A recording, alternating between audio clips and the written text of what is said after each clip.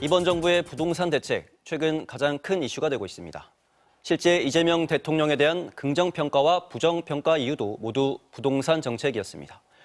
이재명 정부의 부동산 정책 어떻게 평가해야 할지, 이번엔 부동산을 안정화시킬 수 있을지 부동산 전문가인 이광수 교수에게 이야기 들어보겠습니다. 어서 오십시오. 안녕하세요. 네, 먼저 임대사업자 얘기를 좀 해볼까요? 이재명 대통령이 갑자기 임대사업자 얘기를 꺼냈는데 구체적으로 어떤 게 문제인 겁니까? 일단 다주택자의 양도세가 중과됩니다. 올해 하반기부터. 그런데 다주택자 중에서 임대사업자로 등록을 하면 세제가 중과 규정이 적용이 안 되거든요. 심지어 취득세나 보유세 특혜까지 있기 때문에 그 지점에 대해서 과연 이게 공정한가냐를 대통령이 직접 묻고 있는 거죠. 그러니까 한마디로 뭐 건설 임대사업자면 뭐 주택을 만드는 거니까 도움이 될 텐데 임대사업자 같은 경우에는 사실상 다주택자랑 다름이 없으니까 그렇죠. 예, 뭐 그렇게 보는 것 같아요. 그러니까 임대사업자 중에서 말씀하신 것처럼 두 종류가 있는데 하나는 실제로 건축해서 주택의 총량을 늘리는 임대사업자가 있을 수 있겠죠. 이건 이런 임대사업자는 시장에 이제 도움이 되는데 예를 들어서 시장에서 매입해서 직접 운영하는 임대를 하는 매입 임대사업자들은 가격을 크게 올릴 수 있기 때문에 그런 측면에서 이제 뭔가 변화가 필요하다 이런 얘기를 하고 있는 겁니다. 그러면 그 임대사업자 제도를 아예 없애는 게 맞다고 보십니까? 아니면 혜택을 조금 줄이는 방향으로 가는 게 맞다고 보십니까? 제가 개인적으로 볼 때는 그동안 이제 이루어진 상황이고 이미 임대사업자들이 임대차 계약을 한 상태이기 때문에 그런 신뢰성을 확보하기 위해서 유예 기간을 두고 혜택을 점차 축소하는 게 맞지 않느냐 보고 있습니다. 만약에 그렇게 되면 도움이 되리라 보십니까? 그렇습니다. 두 가지 측면에서 중요한데요. 첫 번째는 말씀드린 것처럼 그러니까 대한민국의 우리나라의 부동산 정책의 가장 큰 문제가 공정하지 않다는 거에 문제가 있었거든요. 누군가는 등록해서 혜택을 받고 누군가는 잘 몰라서 등록 안 해서 혜택을 못 받는 상황이 계속됐기 때문에 그런 측면에서 공정성을 확보하는 차원에서 의미가 있다. 두 번째는 실질적으로 매입 임대 주택을 갖고 있는 사람들이 시장에 예를 들어서 매물을 증가시키거나 이러면 시장 안정화에 도움이 될 수가 있다 이렇게 판단합니다. 뭐 실제적으로 좀 도움이 되리라 보시는 것 같네요. 그렇습니다.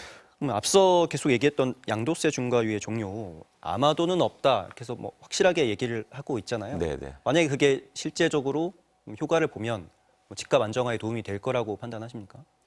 최근에 서울의 일부 지역의 아파트가 급등한 이유 중에 뭐가 있냐면 매물이 엄청나게 감소한 게 또 이유 중에 하나거든요. 그런 차원에서 이런 다주택자의 양도세가 중과되면 그 전에 매물이 증가해서 시장의 변화를 일으킬 수 있고 그리고 또 집값 하락으로 이어지지 않을까 이런 전망을 하고 있습니다.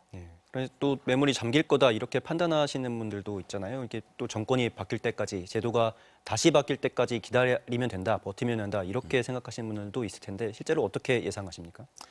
그래서 이런 세제와 정책이 신뢰를 갖는 게 되게 중요하고 그런 차원에서는 이 세제가 잘 구성이 돼야겠죠. 예를 들어서 취득세라든지 양도세뿐만 이런 거래세뿐만 아니라 보유세에 대한 부분도 좀 조정이 필요하지 않느냐 생각을 하고 있습니다. 보유세를 올릴 수도 있다라고 실제로 언급을 하기도 했잖아요. 그쵸. 보유세 인상 필요성이 있다고 보시는 겁니까?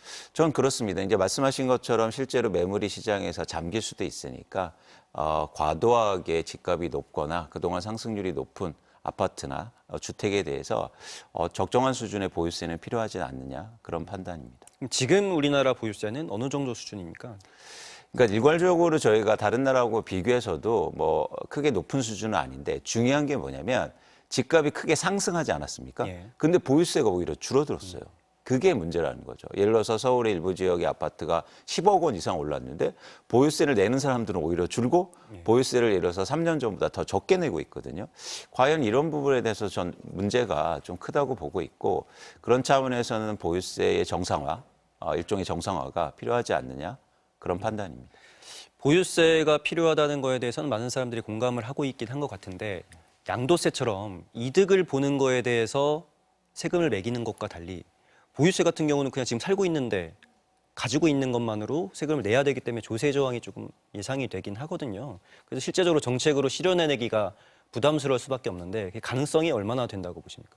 그렇습니다. 항상 이제 보유세를 얘기할 때 이제 정치적으로 해석하다 보니까 이제 저항이라든지 이제 쉽게 말해서 표계사를 하는데 한국의 부동산 시장을 안정시키기 위해서는 보유세의 정상화가 전 필요하다고 보고 있고요. 그런 차원에서는 그런 저항을 좀 넘어야 되지 않냐 생각합니다. 그래서 기술적으로 제가 볼 때 좀 이제는 변화 방향이 필요한데 예를 들어서 아주 초고가의 주택에 대해서 아파트에 대해서 보유세를 조금 올리는 방향이 조금 현실적으로 더 맞지 않느냐. 그게 또 효과가 크지 않을까 그런 판단입니다. 네. 양도세 중과유예 종료는 좀 반발도 지금 만만치 않습니다. 뭐 실제로는 세입자를 쫓아내는 제도가 될 것이다. 이렇게까지 반발하시는 분들도 계시던데 어떻게 예상하십니까? 그러니까 양도세 중과를 다시 이제 한다는 얘기가 새로 법을 만든 게 아니고 예. 그러니까 유예한 걸 이제 없앤다는 거잖아요. 그런 측면에서 과연 이건 목적이 뭐냐를 좀 물어봐야 되는데 왜 이 얘기가 중요하냐면 정책의 신뢰를 확보하기 위해서 이런 정책이 필요하다는 거예요. 그러니까 그동안은 누가 예를 들어서 뭐 보유세라든가 양도세라든가 부동산 정책을 내면 시장에서 믿지를 않아요. 언젠가 유예해 주겠지, 또 유예해 주겠지, 또 없애 주겠지. 사실 그런 차원에서 이번에 양도세 중과를 다시 적용하는 건 그런 정책의 신뢰를 확보하는 데 매우 중요한 그 시사점이 있는 거다. 그런데 그러다 보니까 단기적으로 그러니까 앵커님 말씀하신 것처럼 지금 토지거래허가 구역에서는 임차인이 거주하고 있는 아파트에 이게 매물이 나와도 거래가 될 수 없거든요. 실거주자가 아니면. 그런 차원에서 일부 이제 보완이 필요한 거지 그 자체가 문제는 아니라고 저는 보고 있습니다. 방금 보완 얘기도 하셨는데 이재명 대통령도 그런 문제점에 대해서 보완책을 찾아봐라 이렇게 얘기를 했잖아요. 그렇죠. 어떻게 뭐 생각하시는 보완책이 혹시 있으십니까? 일단 정부에서는 현재 임차인이 살고 있으면 그 계약까지는 보장해 준다. 이런 얘기가 좀 나오고 있고요. 저는 좀 근본적인 문제 해결이 필요하지 않느냐 생각합니다. 저희가 과거에도 보면 집값이 이렇게 집이 거래가 될 때 가장 좋은 방법은 현재 임차인한테 쉽게 말해서 파는 경우. 그러니까 임차인은 무주택자잖아요. 그래서 임대인이 임차인한테 뭐 세댁 이 집 한번 생각해 볼래? 이런 게 다 가장 좋은 방법이라고 저는 보고 있거든요. 근데 문제가 뭐냐면 지금 임차인들이 충분한 돈이 없다는 거죠. 그래서 제가 제시하는 방법이 임차인과 임대인이 지분 공유제를 한번 해보자. 지분 공유제. 예. 그렇습니다. 그래서 예를 들어서 지금 일시적으로 전세금만큼 지분을 팝니다. 그리고 점차적으로 그 잔금을 계속 갚아나가는 방식이죠. 그런데 그 파는 시점에 임대인은 예를 들어서 다주택자에서 빼주는 거죠. 팔았으니까. 네. 그래서 저는 이런 지분 공유 제도를 한번 도입하면 어떨까 생각을 하고 있습니다. 혹시 다른 나라에도 좀 도입을 하고 있는 나라가 있습니까? 없는 것으로 알고 있습니다. 근데 왜 이게 필요하냐면 대한민국에서 거의 다른 나라하고 다르게 전세 제도가 있잖아요. 그래서 우리만의 정책이 또 필요한 거죠. 좀 구체적인 내용을 좀 검토를 해보긴 해야 되겠네요. 네.